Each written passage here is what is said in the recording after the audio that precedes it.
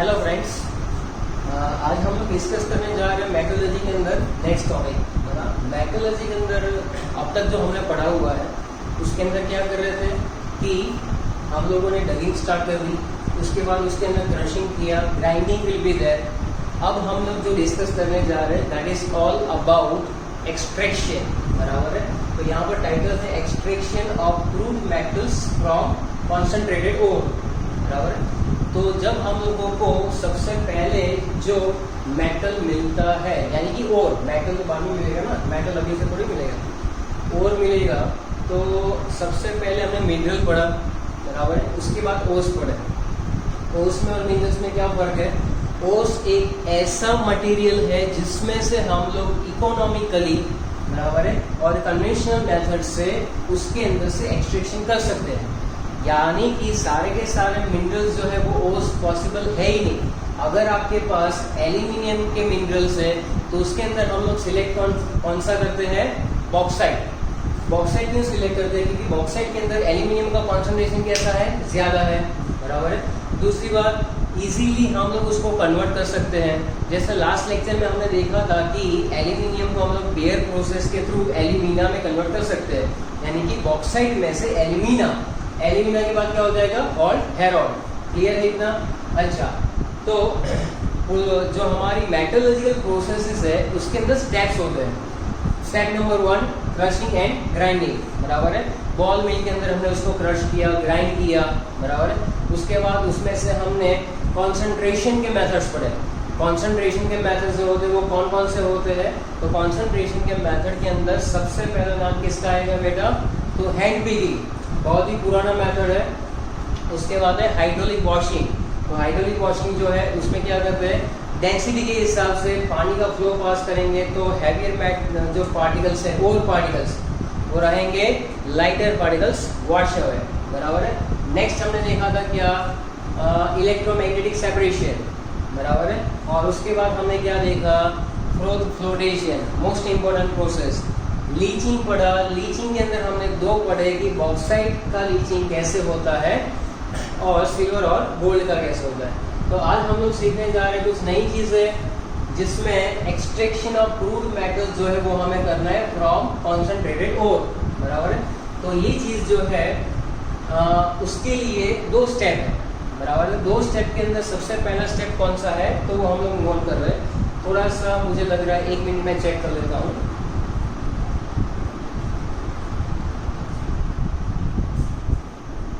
Okay, camera जो है ठीक ठाक चल रहा है। Okay, done. So we are moving on that extraction process. सबसे पहली बात, जितने भी मिनरल्स मिलते हैं वो अगर ऑक्साइड में मिल जाए तो हमारा खर्चा सबसे कम होता है, बराबर। मान लो कि आपका जिंक ऑक्साइड मिल रहा है, तो जिंक ऑक्साइड में जनरली होता क्या है कि जिंक ऑक्साइड लिया, उसका रिडक्शन करवा दिया कार्बन के साथ, so it will be converted into zinc and carbon monoxide, खत्म। ऑक्साइड मिलता है तो सबसे सस्ते में काम निपट जाता है, बराबर। इसलिए लिखा हुआ है भाई कि पहला स्टेप जो है कन्वर्जन ऑफ ओस इनटू देयर ऑक्साइड, बराबर है। तो ओस जो मिलते हैं उसको ऑक्साइड में कन्वर्ट करो। अब सबके सब तो मिलेंगे नहीं, बराबर, सबके सब थोड़ी मिलेंगे। हमने जो टेबल सीखा था उसके अंदर मान लो कि कॉपर की बात करो तो कॉपर का क्या क्या था? Cu2O, बराबर है।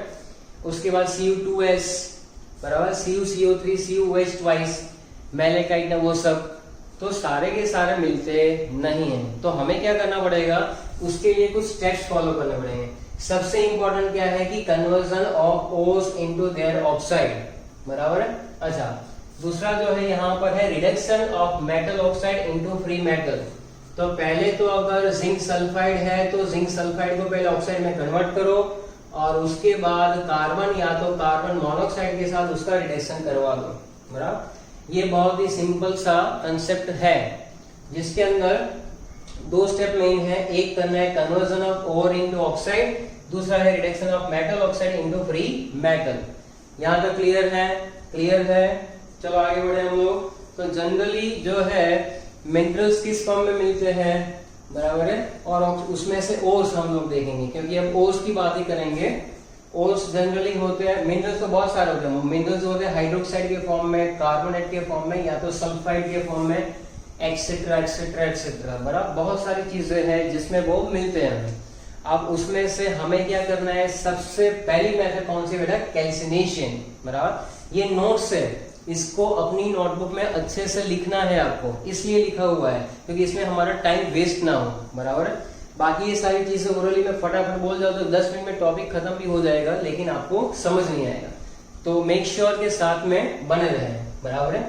और ऐसा नहीं करना है कि चलो हमने थोड़ा देखा बंद कर दिया, कल देखेंगे। सिंसियरली हर एक वीडियो को पूरा देखिए, बराबर है। और उसके पीछे ये लॉजिक रहता है कि उसी दिन भी ये चीज लर्न हो जानी चाहिए, वरना ये टॉपिक सारे ऐसे हैं कि लास्ट मोमेंट पे बहुत ही परेशान करेंगे, बराबर है। क्योंकि इसमें से कॉम्पिटिटिव लेवल के क्वेश्चंस काफी आते हैं। चलो बोर्ड लेवल पे तो ठीक है कि ये चैप्टर का वेटेज जो है थोड़ा सा इतना ज्यादा है नहीं, बराबर है, लेकिन फिर भी पढ़ना तो पड़ेगा। कैल्सिनेशन प्रोसेस का मतलब क्या, तो सबसे पहले लिखा हुआ है डेफिनेशन, बराबर। डेफिनेशन अगर मैं ओरली भी बोलूं तो कुछ है नहीं उसके अंदर। उसको हीट करना है under its melting point in a limited या तो सफिशिएंट अमाउंट ऑफ ऑक्सीजन या तो एयर, खत्म। Process of converting ore into its oxide, बराबर है। ये जो केमिस्ट्री वाले वो ट्रेडिशनल लैंग्वेज में लिखते हैं, बाकी अब एग्जाम में सिंपल लैंग्वेज में लिखो तो भी चलता है, बराबर।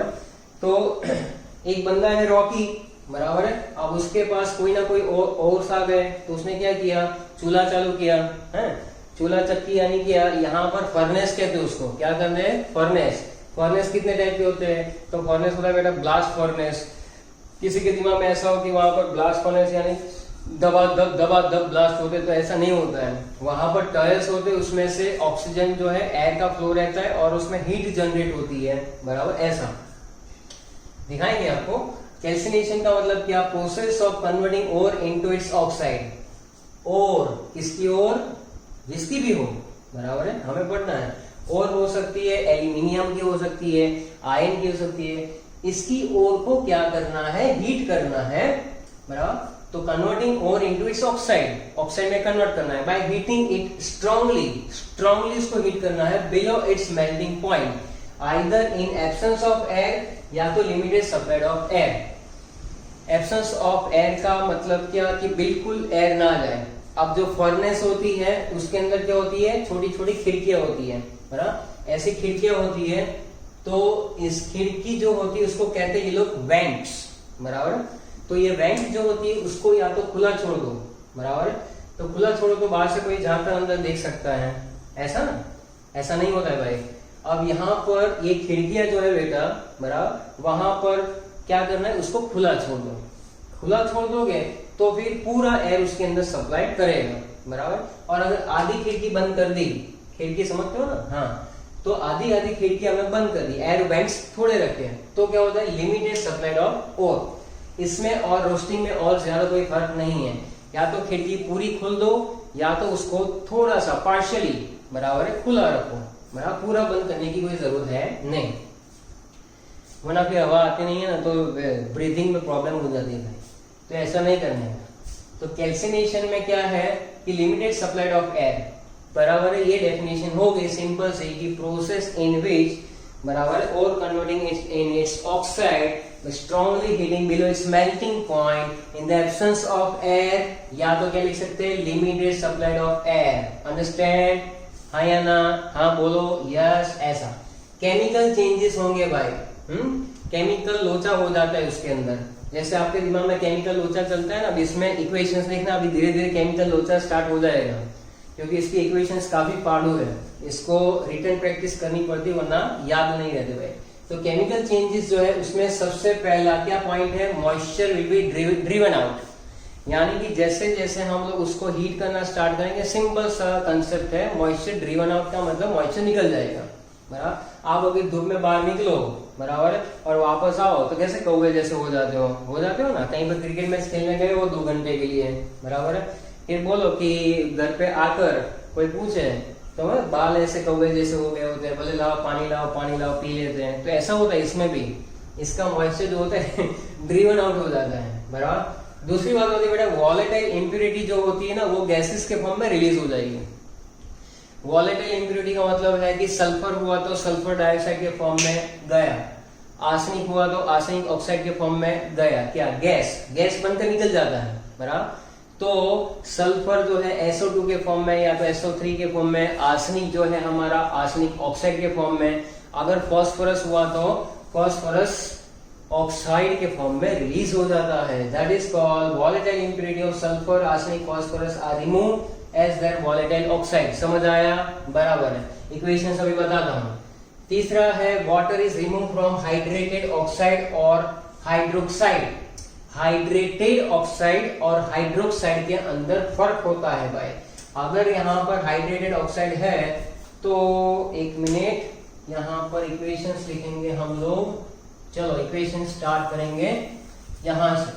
ओके, तो अगर water is remove from hydrated oxide तो तीसरे पॉइंट के लिए यहां पर बराबर है, ऐसे कमरा अलग बना लो अपनी नोटबुक के अंदर, वहां पर इक्वेशंस लिखो। वो इतनी खिड़की खुली रखने की तो क्या कि यहां से हम लोग कुछ कर सके। Water is remove from hydrated oxide. बताओ हाइड्रेटेड ऑक्साइड कौन कौन से होते हैं? बराबर, तो एल्यूमिनियम के अंदर कौन कौन सा था? तो एल्यूमिनियम का इक्वेशन लिखेंगे सबसे पहले Al2O3 into 2H2O। ये इसका हाइड्रेटेड ऑक्साइड है। किसका? एल्यूमिनियम का। तो इसमें से क्या करेंगे Al2O3 प्लस 2H2O। अगर इसको हमने हीट कर दिया बराबर तो ऐसा हो जाएगा। दूसरा याद करो Fe2O3 into 3H2O बराबर है ऐसा। अल्टो के अंदर 2 गाड़ी, फरारी के अंदर 3 बॉटल। अल्टो के अंदर 2 गाड़ी नहीं, सॉरी, अल्टो के अंदर 2 पानी की बॉटल, फेरारी के अंदर 3 पानी की बॉटल बराबर है। फेरारी हमने जैसे फास्ट फटाफट होंगी तो ये पानी की बॉटल बाहर, तो that is Fe2O3 plus 3H2O। Dot का मतलब कंबाइंड फॉर्म में है। It is called water of crystallization. बराबर, डरने का नहीं, इक्वेशंस लिखो साथ में। तो ये हो गया water is remove from hydrated oxide और हाइड्रोक्साइड और लिखो चलो साथ में।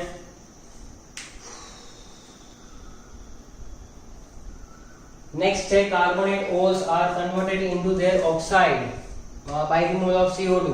कार्बोनेट ओर का कौन सा एग्जांपल ले लेंगे? CaCO3 बराबर है कैल्शियम कार्बोनेट। तो इसको अगर हीट करेंगे तो कौवे उड़ जाएंगे, कार्बन डाइऑक्साइड और यहाँ पर कैल्शियम ऑक्साइड। डन है यहाँ पर। चलो एक और आता है CaCO3.MgCO3। तो इसका नाम क्या था भाई? बोलो तो इसका क्या कहते थे? CaCO3 MgCO3 को क्या कहते थे? कुछ डोलोमाइट क्या? डोलोमाइट। अब इसको भी अगर हम लोग हीट करेंगे तो क्या होगा? इसके अंदर से कैल्शियम ऑक्साइड निकल जाएगा, मैंगो निकल जाएगा, CO2 ये निकल जाएगा, यानी डिकम्पोज हो रहा है, निकल के सब उड़ नहीं जाता है भाई। तो ये कार्बोनेट है। कार्बोनेट को हम लोग क्या कर रहे हैं? Carbonate converted into their oxide. और अप एरो करो तो गैस निकल जाता है यहां से। CO प्लस MgO CO2 2 करो, बैलेंसिंग कर लेने क्यों ना, ऐसा नहीं कि हाँ सब बैलेंसिंग की बात तो तुम्हें करने का भाई, थोड़ा थोड़ा काम करते रहने का। ऐसे आलसी हो जाओगे फिर बैठकर। चलो ये हो गया हमारा। अच्छा ऐसा हुआ तो अब खाली खाली लग रहा है, और को क्या लगता है? खाली खाली। तो ये है इट मिक्स और पोरस बराबर, ये पोरस हो जाता है। पोरस का मतलब जानते हैं ना, होल्स हो जाते हैं छोटे छोटे उसके अंदर। So that is all about the calcination बराबर। कैल्सिनेशन के अंदर ये कार्बोनेट के ओर है, उसको हमने क्या कर दिया? हीट करके ये निकाल दिया। अगर कोई बोले तो ये सारे पॉइंट्स एक बार फटाफट रिवाइज कर लो आप लोग बराबर। कोई डाउट है तो पूछ सकते हो।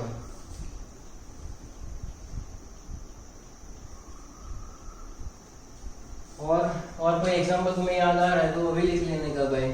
जैसे अगर यहाँ पर CaCO3 जैसे ZnCO3 है तो zinc oxide plus carbon dioxide. ऐसा पेपर में बैठे बैठे ना जब पूछे ना, बोर्ड में पूछते हैं ऐसे क्वेश्चंस, मजाक नहीं कर रहा हूँ, तो जितने इक्वेशंस याद है लिखने के तो कोई पढ़ने नहीं बैठेगा। इक्वेशन सब सही है तो मस्त बराबर। ऐसे जैसे CaCO3 लिखा बराबर, ऐसे ये जंकू बेन है, जंकू बेन को हीट करेंगे तो zinc oxide plus carbon dioxide बराबर। और अगर यहाँ पर ओके कार्बोनेट की बात हो गई, अगर ऐसा कोई फॉर्मूला याद आ रहा है जिसमें कार्बोनेट और भी है अगर इसके अंदर, तो याद करो जरा फटाफट कौन सा और एक फॉर्मूला, कोई भी एक याद करो, जितने भी मिनरल्स है उसको याद करो, जितने भी ओर्स है सब भगवान को याद करो। तो क्या हो जाएगा? CuCO3 डॉट CuOH ट्वाइस, ऐसा था कुछ?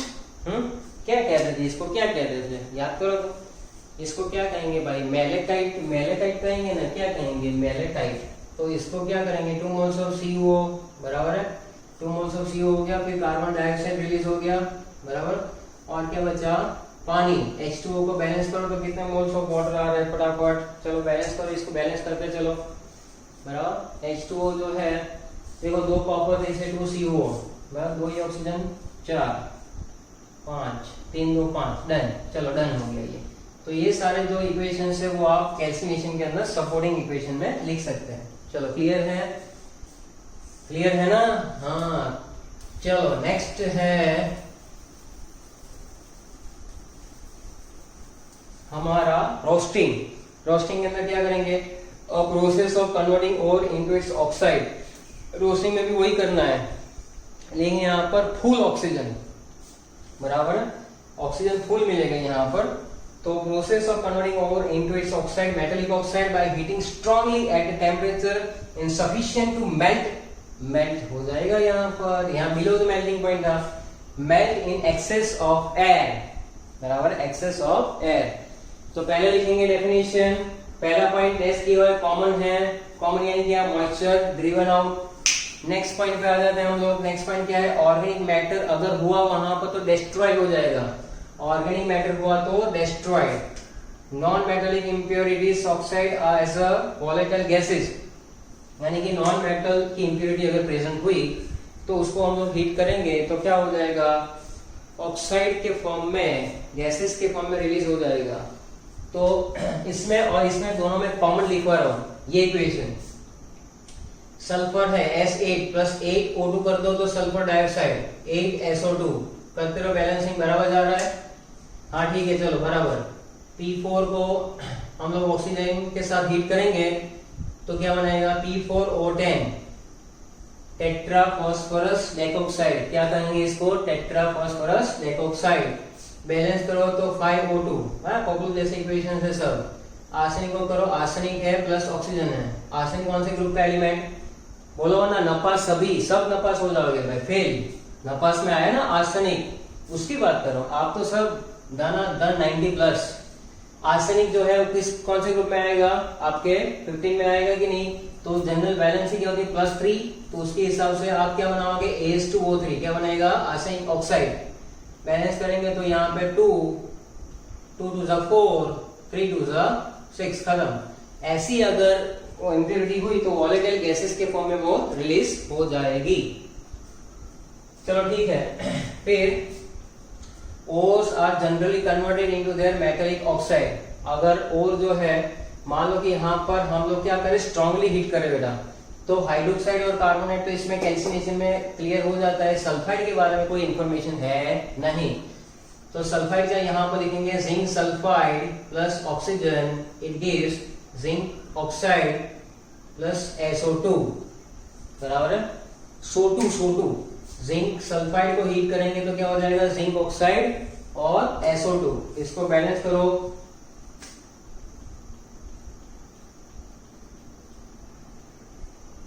देखो हो रहा है, 2 जिंक सल्फाइड है, 2 सल्फर हो जाएंगे यहाँ पर बराबर है, 3 2 6, 2 ये ने 4 ये।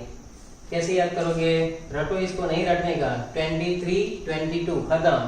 एक और ले लो, चलो PBS ले लो, PBS सेम है, ऊपर जैसा ही है बराबर है।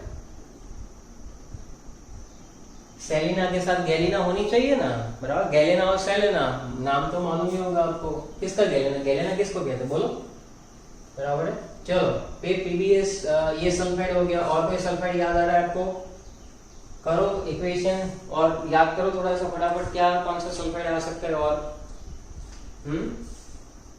Cu2S कर दो, Cu2S कॉपर सल्फाइड था oxygen, it gives Cu2O plus SO2, ये खुद करो बैलेंस, बराबर हो जाएगा आप सब। अरे आप सब जोरदार 90 प्लस।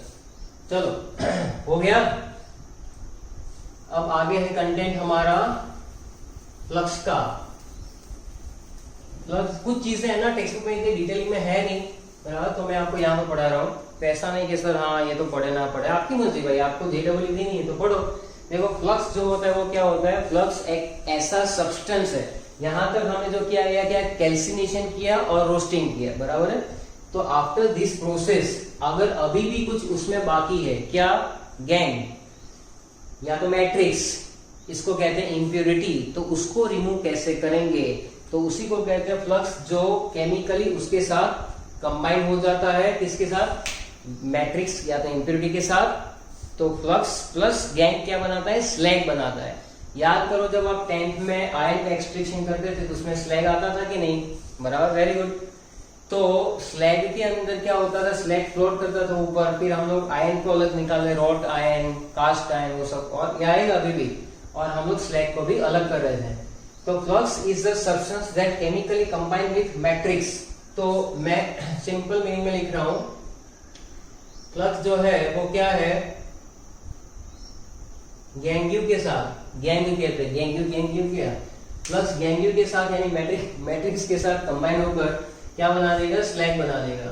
तो इसको डिफाइन अपने वर्ड्स में कर दो कि substance that chemically combine with matrix which may still be present in the roasted और कैल्सिनेटेड ओर, यानी अभी भी अगर इंप्योरिटी है प्रेजेंट कैल्सिनेशन और रोस्टिंग के बाद भी, तो वो क्या करेंगे, ऐसा सब्सटेंस है फ्लक्स जो गैंग्यू के साथ कंबाइन होकर क्या बना देता है, स्लैग बना देता है। क्लियर हो गया इतना। तो ये स्लैग कहेंगे, स्लैग बेसिकली इनसॉल्युबल है, लिखा हुआ है insoluble in a molten metal, metal तो मेल्ट हो रही है, बराबर, हाई टेम्परेचर पे, लेकिन यहाँ पर जो स्लैग है जो बन रहा है वो उसके ऊपर फ्लोट करता है, क्योंकि वो वहां पर कैसा है, स्लैग इनसॉल्युबल होता है, किसमें, मोल्टन मेटल के अंदर, बराबर है। अभी हम लोग डिस्कस करेंगे टाइप्स ऑफ फ्लक्स, क्या डिस्कस करेंगे, टाइप ऑफ फ्लक्स, बराबर।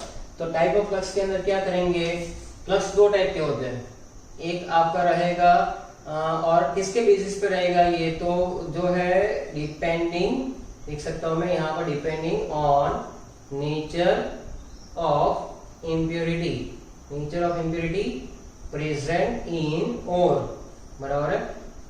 Depending on the nature of impurity present in ore, यानी कि ओर में जो इम्प्योरिटी प्रेजेंट है उसके बेसिस पे फ्लक्स दो टाइप के मिलेंगे।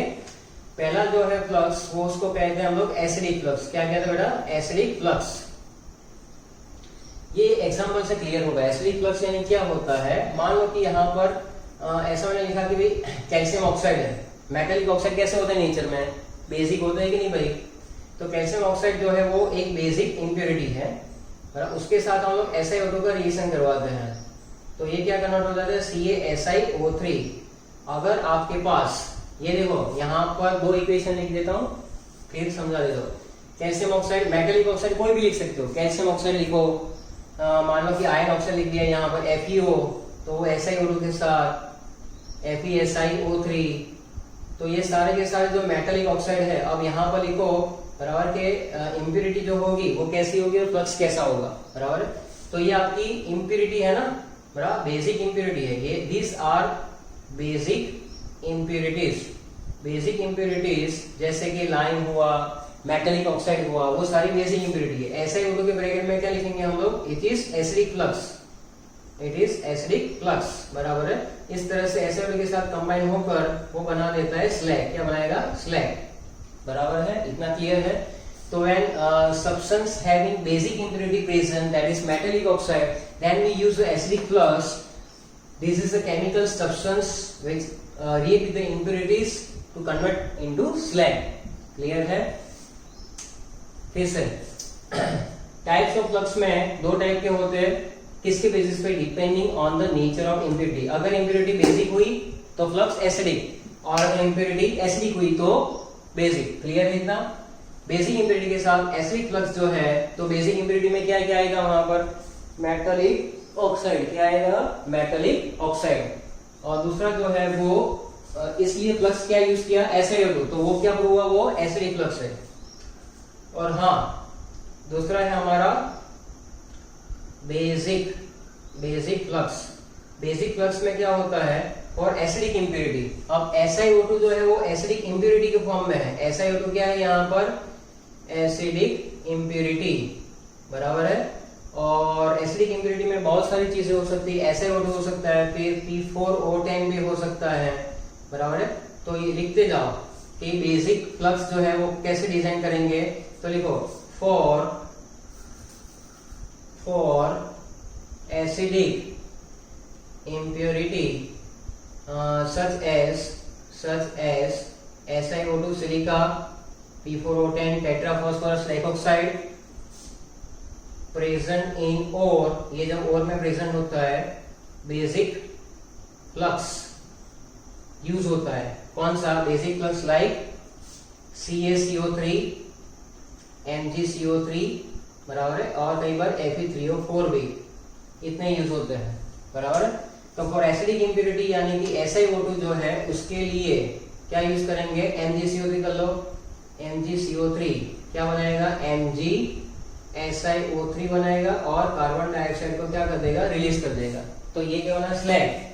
ये क्या थी? SiO2 हमारी, SiO2 जो है वो क्या है? यहाँ पर लिखा हुआ है, देखो SiO2 जो है वो हमारी एसिडिक इम्प्योरिटी है, सो दैट इज इम्प्योरिटी, बराबर। और ये क्या हुआ? ये हमारा हुआ बेसिक फ्लक्स, बेसिक फ्लक्स। चलो क्लियर, इतना कंप्लीट करो इसको।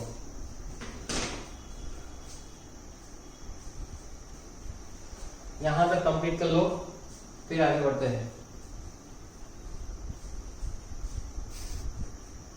कंप्लीट किया तो ये रोस्टिंग, कैल्सिनेशन और फ्लक्स किया है, बराबर। आगे का टॉपिक हमारा ये है कि reduction of metal oxide to free metal. ये हम लोग सब जानते हैं, पहले ही मैंने आपको बताया कि जो भी मेटल ऑक्साइड होता है ना उसको क्या करना पड़ता है? हमें रिड्यूस करना पड़ेगा। मान लो कि यहाँ पर लिखा हुआ है तो उसके लिए सुटेबल रिड्यूसिंग एजेंट चाहिए, तो चेक तो करना पड़ेगा ना कि कौन से मेटलिक ऑक्साइड के लिए कौन सा सुटेबल रिड्यूसिंग एजेंट है। तो उसके लिए आगे हम लोग पढ़ेंगे जो है एक एलिंगम डायग्राम।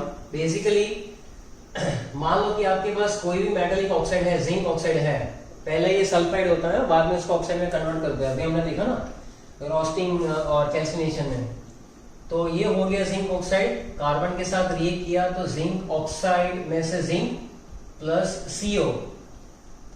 इस सिचुएशन में कार्बन क्या है? यहाँ पर रिड्यूसिंग एजेंट है। क्या है? Reducing agent. तो जिंक ऑक्साइड के लिए ये भी यूज कर सकते हैं, या तो कार्बन मोनोक्साइड भी, तो भी क्या मिलेगा? जिंक प्लस कार्बन डाइऑक्साइड, दोनों के अंदर रिड्यूसिंग एजेंट आता है। सो रिडक्शन कैसे करेंगे? सुटेबल रिड्यूसिंग एजेंट से। पहला पॉइंट क्या है? Suitable reducing agent. अच्छा, ये किसके ऊपर है? चॉइस कैसे करेंगे? Choice will be depends on the reactivity of metal, यानी कि मेटल ज्यादा रिएक्टिव है, लेस रिएक्टिव है, उसके बेसिस पे हम लोग मेथड डिस्कस करेंगे। मान लो कि आपके पास अल्कलाइन है, याद करो कि जब आप 11th के अंदर कार्सनर कैल्विन सेल पढ़ते थे तो सोडियम को इलेक्ट्रोलाइटिक मेथड से सेपरेट करते थे कि नहीं करते थे। 10th के अंदर एल्यूमिनियम था, तो एल्यूमिनियम में हॉल्ट हेरोल्ड में भी इलेक्ट्रोलाइटिक रिडक्शन यूज करते थे, सो दे आर रिएक्टिव। तो ये तुम्हारी नोट्स के लिए लिख रहा हूं, बाकी ये सब चीजें आसानी से हम लोग डिस्कस कर सकते हैं। तो मेटल दो टाइप के होते हैं, रिएक्टिव या तो लेस रिएक्टिव, रिएक्टिव या तो लेस रिएक्टिव। रिएक्टिव में कौन कौन से? तो अल्कली ले लो, अल्कलाइन अर्थ में कौन कौन सी आ जाएगी? कैल्शियम है, मैग्नीशियम है, बराबर है, और एल्यूमिनियम भी आ जाएगी। तो उसके लिए इलेक्ट्रोलाइटिक मेथड परफेक्ट है। अगर आपका मेटल, सबसे पहली बात रिड्यूसिंग एजेंट सुटेबल, वो रिड्यूसिंग एजेंट किसके ऊपर डिपेंड करता है? तो रिड्यूसिंग एजेंट जो है उसकी चॉइस डिपेंड करती है रिएक्टिविटी ऑफ मेटल की, बराबर, या तो मेटल ऑक्साइड की। तो अगर मेटल हमारा ज्यादा रिएक्टिव है, मेटल दो टाइप के, रिएक्टिव और लेस रिएक्टिव। मोर रिएक्टिव में कौन कौन से? Sodium, potassium, alkali metals, alkaline earth metals, aluminium. अगर ये आया तो इलेक्ट्रोलाइटिक से खत्म करो मामला। और अगर लेस रिएक्टिव है, जैसे जिंक है, कॉपर है, मैंगनीज है, बराबर है, Sn है, लीड है, क्रोमियम है, ये सारे के सारे जो है उसको आपको अगर यूज करना है, रिड्यूस करना है, तो it can be reduce by the carbon और कार्बन मोनोक्साइड। चलो क्लियर है यहाँ तक? तो there are two types of metal. Metal के नेचर से ही हमें पता चलता है कि कैसे क्या करना है। अच्छा, अभी जनरल इक्वेशन है कि MxOy plus y of carbon it gives x mole of metal plus y moles of carbon monoxide. ये इक्वेशन क्या इससे मिलता जुलता नहीं है? देखो जरा, यहाँ पर MxOy लिखा, यहाँ पर जिंक ऑक्साइड है, XY यहाँ पर क्या है? 1 1 है, y मोल ऑफ कार्बन है तो यहाँ पर 1 मोल ऑफ कार्बन है, x मोल ऑफ मेटल है तो यहाँ पर भी 1 मोल ऑफ जिंक है, और y मोल यानी 1 मोल ही वहां पर कार्बन मोनोऑक्साइड है। इसके बेसिस पे आप कोई भी इक्वेशन लिख सकते हो, जैसे कि अगर एक और लिखे Fe2O3 प्लस कितने कार्बन होंगे 3C, तो क्या होगा 2 moles of Fe plus 3 moles of carbon monoxide, खत्म। तो ये जनरल इक्वेशन है कि ये इक्वेशन क्या शो करता है कि कोई भी मेटल ऑक्साइड जो है उसका एक कार्बन यानी कोक के साथ reaction converting the oxide into metal. So this is the process which is called pyrometallurgy. क्या कहेंगे? Pyrometallurgy. Process of extracting metal by heating ammo with suitable reducing agent is called pyrometallurgy. It is a branch of metallurgy. बराबर है? Next है हमारे पास thermodynamic principles of metallurgy. बराबर, thermodynamic आपको किस तरह से हेल्प कर सकता है? बराबर, रिएक्शन होगा कि नहीं होगा। देखो यहां तक जो हमने सीखा ना उसमें 1-2 पॉइंट और भी है। क्या कि ये जो रिएक्शन प्रोसीड हो रहा है रिडक्शन का, वो हाई टेम्परेचर पे होगा कि लो टेम्परेचर पे होगा, वो कौन डिसाइड करेगा? बराबर है, तो वो हमारी प्रोसेस डिसाइड करेगी बेटा कि उसके अंदर टेम्परेचर का जो बेस है वो कैसे लेंगे। तो different type of oxide sulphide के लिए सब कुछ अलग अलग होता है। बराबर, एक ऑप्टिमम टेम्परेचर डिस्कस करेंगे जिसके बेसिस पे ये पता चलेगा कि वहां पर प्रोडक्ट मैक्सिमम मिलना चाहिए। थर्मोडायनेमिक कैसे हेल्प करेगा? थर्मोडायनेमिक ऐसे हेल्प करेगा, delta G is equal to delta H minus T delta S. ये इक्वेशन पढ़ा हुआ है, हाँ कि ना? आपने ये भी पढ़ा हुआ है कि इसमें स्पॉन्टेनियस रिएक्शन होने के लिए डेल्टा जी क्या है यहाँ पर? Free energy change. Delta H क्या है? Enthalpy change. T absolute temperature, delta S का मतलब है एंट्रोपी चेंज। बराबर है। जनरली जब आप ये प्रोसेस करते हो तो उसके अंदर डेल्टा एस की वैल्यू क्या रहती है? पॉजिटिव। डेल्टा एस की वैल्यू क्या रहेगी? पॉजिटिव। एंट्रोपी चेंज है ये।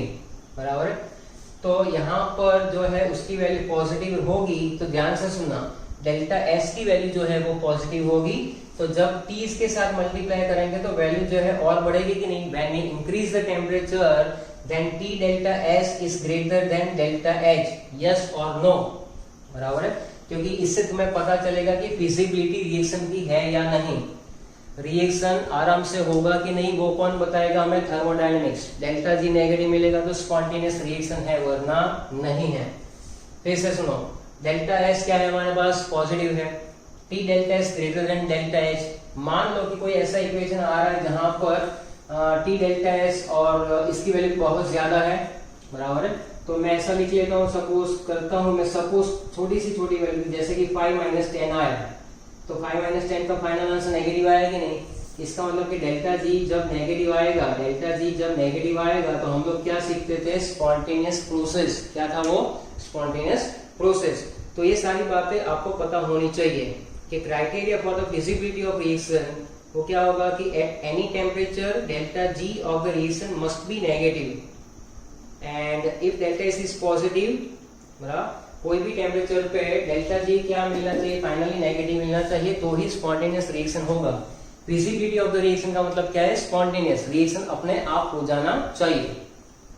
If delta S is positive then T इसके मल्टीप्लीकेशन में है, तो टी जैसे मल्टीप्लाई होता रहेगा ये पूरी वैल्यू बड़ी होती जाएगी। पूरी वैल्यू जैसे बड़ी होती जाएगी तो डेल्टा एच की वैल्यू उससे कम रहेगी, इसलिए लिखा हुआ है कि T delta S is greater than delta H, और उसकी वजह से हमें क्या मिलेगा? डेल्टा जी नेगेटिव मिलेगा और रिएक्शन स्पॉन्टेनियस हो जाएगा। बराबर, चलो लिखो, इतना फटाफट कंप्लीट करो ये चीज।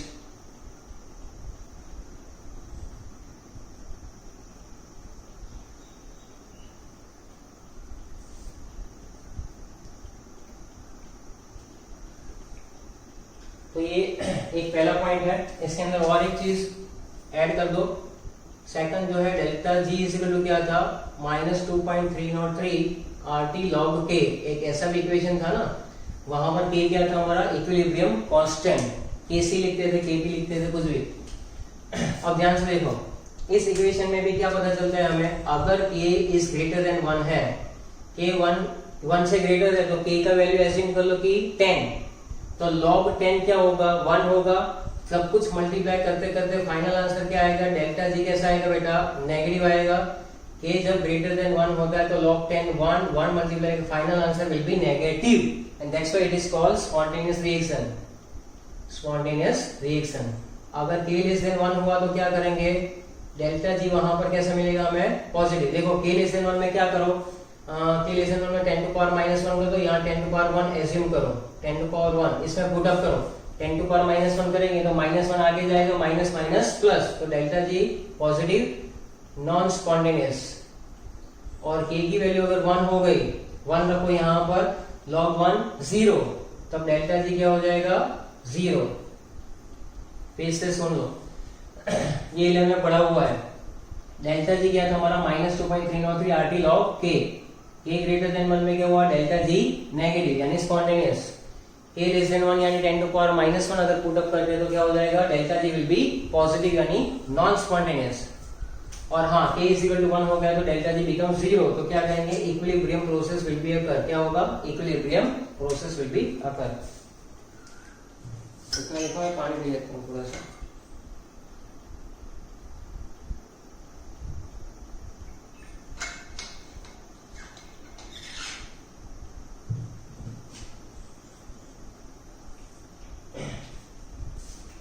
और एक पॉइंट इंडिकेट करो, मान लो सपोज कोई reaction for any reaction delta G आ रहा है पॉजिटिव, कैसा आ रहा है, डेल्टा जी पॉजिटिव आ रहा है, तो ये रिएक्शन कैसा हो जाएगा, नॉन स्पॉन्टेनियस। कैसा हो जाएगा, नॉन स्पॉन्टेनियस। अब इसको अगर मुझे पॉजिटिव करना है तो मुझे इस रिएक्शन को, बराबर है, कोई एक रिएक्शन को दूसरे रिएक्शन के साथ मर्ज करना पड़ेगा, उसको कहते हैं कपलिंग द रिएक्शन। क्या कहते हैं, कपलिंग द रिएक्शन। तो सपोज करो कि A टू B जो जा रहा है उसके लिए डेल्टा जी है हमारा पॉजिटिव में मान लो कि यहाँ पर है +100, और B से C एक प्रोसेस है, उसी के पूरा जितनी प्रोसेस है उसमें एक से ज्यादा प्रोसेस हो रहे हैं, तो A से B में डेल्टा जी +100 है, B से C में डेल्टा जी है -200। अब अगर यही रिएक्शन कंसीडर करो तो नॉन स्पॉन्टेनियस है, लेकिन दोनों रिएक्शन को अगर कपल कर दो यानी मर्ज कर दो तो फाइनल तुम्हारा डेल्टा जी जो है वो कितना हो जाएगा, -100, तो तब हो जाएगा स्पॉन्टेनियस। यानी कि कहने का मतलब ये है कि जब डेल्टा जी की वैल्यू पॉजिटिव मिलती है ना, तब उसको किसी और रिएक्शन के साथ, प्रोबेबल रिएक्शन के साथ कपलिंग करना पड़ता है, और कपलिंग करने के बाद डेल्टा जी ऐसा होना चाहिए, it will be negative, then the reaction will be feasible, यानी कि कैसा हो जाएगा वो, स्पॉन्टेनियस। इतने पॉइंट्स हम लोग कंप्लीट कर रहे हैं आज, बराबर है। नेक्स्ट लेक्चर में हम लोग मूव ऑन करेंगे नेक्स्ट टॉपिक के ऊपर। Thank you.